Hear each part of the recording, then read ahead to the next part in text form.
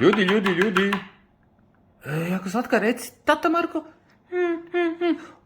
Hoćete se utrkivat sa to Markom? Ja se ne bi utrkivala. Ma da, evo, dato ću tak da, evo, da ti Mini pomogne. Mini, hoćeš mi pomoć? Ha, dobro, onda ćemo se utrkivati. Sve ću vas pobijediti, nemate šanse.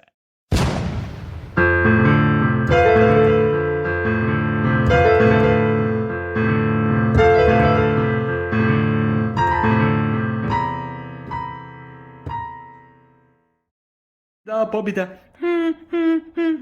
Je. Hvala Mini što si mi pomogao, pobjedili smo to. Ali, zid se pomaknuo. Ma nije se zid pomaknuo. Zid se pomaknuo. Tko li je mene spomenuo? To sam ja, zid koji se miče. Pa nisam ni mislio da si zid koji se stoji. Dakle, pa zašto si njima dao da pobjede, a ne meni? Ja sam jako slatka, Mini je jako drag.